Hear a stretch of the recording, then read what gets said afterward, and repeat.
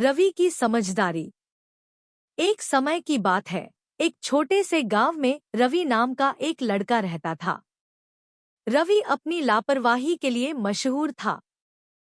चाहे वो स्कूल का काम हो, उसकी चीजें हों या घर की जिम्मेदारियां, रवि अक्सर उन्हें नजरअंदाज कर देता था। उसकी माँ, पूजा, और उसका सबसे अच्छा दोस्त, समीर, हमेशा उसकी आदतें सुधारने की कोशिश करते थे। एक सुबह पूजा ने नाश्ते के लिए रवि को आवाज दी।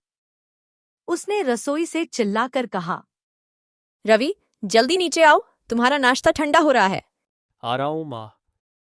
पूजा ने गहरी सांस ली और ऊपर गई। रवि, तुम्हें इतनी लापरवाही बंद करनी चाहिए। तुम फिर से स्कूल के लिए लेट हो जाओगे। बस स्कूल ही तो है माँ, कोई बड़ी बात नहीं। उसी दिन स्कूल में समीर ने देखा कि रवि अपना होमवर्क फिर से भूल गया है। रवि, क्या तुम फिर से अपना होमवर्क भूल गए? हाँ, लगता है मैं भूल गया। रवि, यह ठीक नहीं है। अगर तुम अपना होमवर्क भूलते रहोगे तो मुसीबत में पड़ जाओगे। समीर ने चेतावनी दी।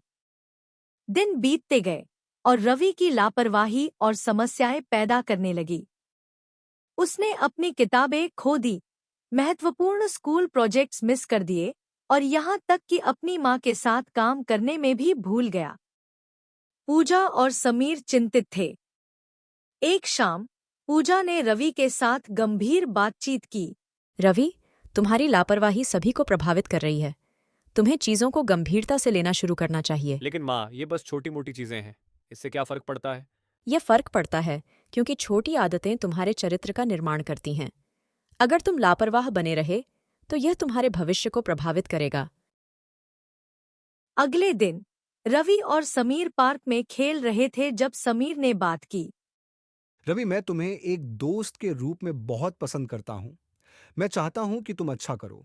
क्या तुम ज्यादा जिम्मेदार बनने की कोशिश कर सकते हो? ठीक है समीर, मैं कोशिश करूंगा।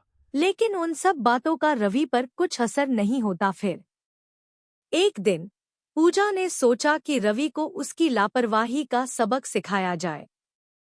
उसने समीर के साथ मिलकर एक योजना बनाई। सुबह के समय पूजा ने रवि को नाश्ते के लिए बुलाया। रवि, जल्दी नीचे आओ, तुम्हारा नाश्ता ठंडा हो रहा है। रवि ने आलस से जवाब दिया और बिस्तर पर पड़ा रहा। कुछ देर बाद पूजा ने रवि का नाश्ता जानबूझकर ठंडा होने दिया। जब रवि नीचे आया तो उसने देखा कि नाश्ता ठंडा हो चुका था।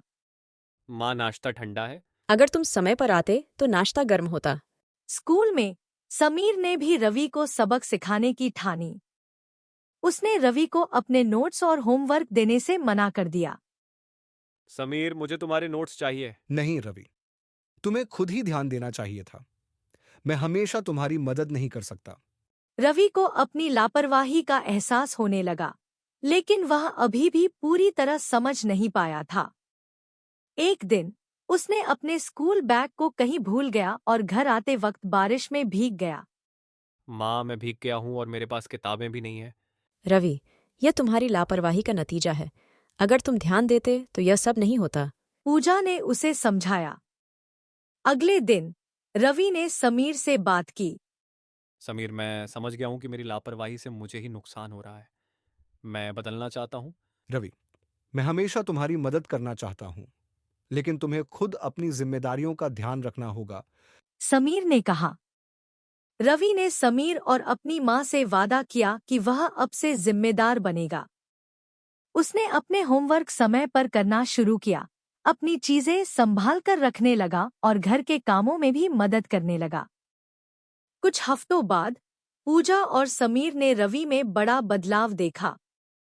रवि अब एक जिम्मेदार और समझदार लड़का बन गया था। एक शाम रवि ने अपनी माँ और समीर से कहा, माँ, समीर, धन्यवाद मुझे सही रास्ते पर लाने के लिए। मैं वादा करता हूँ कि अब मैं लापरवाह नहीं बनूंगा। मुझे तुम पर बहुत गर्व है रवि।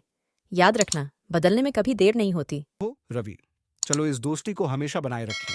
कहानी की सीख। अपनी लापरवाही को समझकर बदलने का संकल्प लेने से ही इंसान सही रास्ते पर आ सकता है। जिम्मेदारियां निभाने से ही जीवन में सफलता और संतोष मिलता है। Thanks for watching.